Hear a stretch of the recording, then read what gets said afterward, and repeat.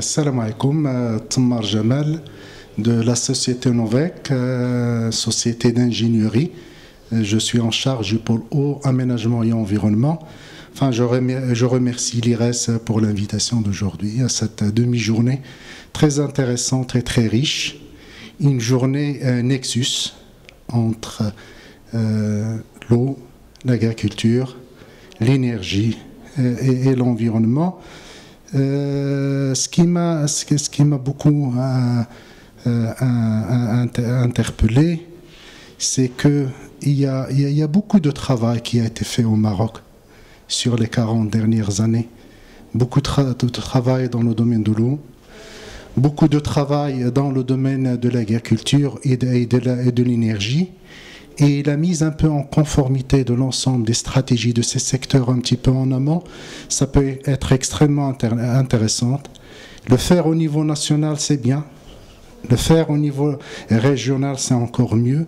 Le faire au niveau des projets, ça serait très très bien, parce que c'est au niveau des projets que les politiques un petit peu se concrétisent. Par rapport au domaine de l'eau, c'est un domaine qui a énormément souffert il a souffert je dirais que finalement de la position géographique du Maroc. Notre climat, il est ce qu'il est. Nos ressources, ils sont ce qu'ils sont. Nous avons développé l'offre sur les 30-40 dernières années. Il y a énormément d'efforts qui ont été faits.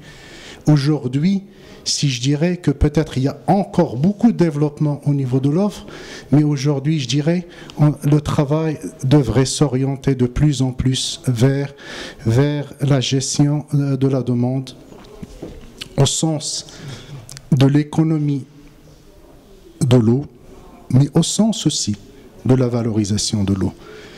Dans l'intervention tout à l'heure, il y avait un intervenant qui a parlé que peut-être à l'avenir, on serait dans une réduction de moitié de la dotation de l'eau et dans une valorisation double de l'eau.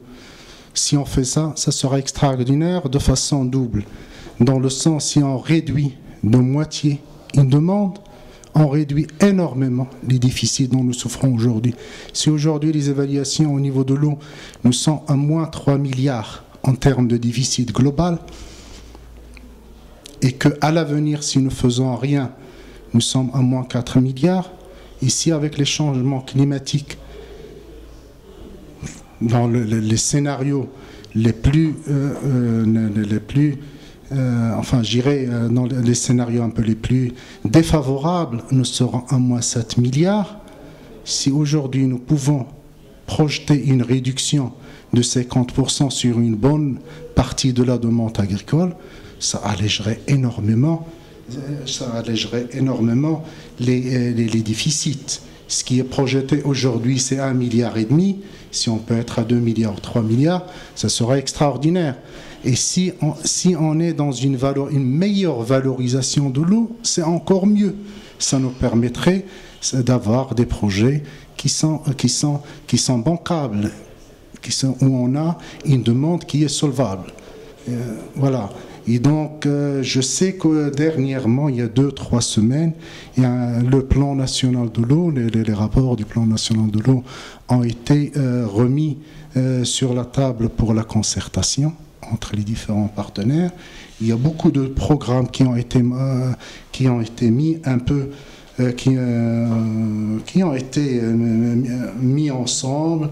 Et je pense, avec ce terme-là, Nexus, je pense que le plan national de l'eau était un petit peu dans cette logique, dans cette logique de Nexus, où on a plusieurs programmes. Vous avez le programme des barrages, vous avez le programme de l'agriculture, vous avez le programme au niveau de l'assainissement, vous avez tout un ensemble de programmes, et il y a une mise en conformité préalable qui a été faite. Il y a un travail qui va se faire à l'avenir pour pouvoir un petit peu assurer la meilleure conformité possible entre ces différents programmes.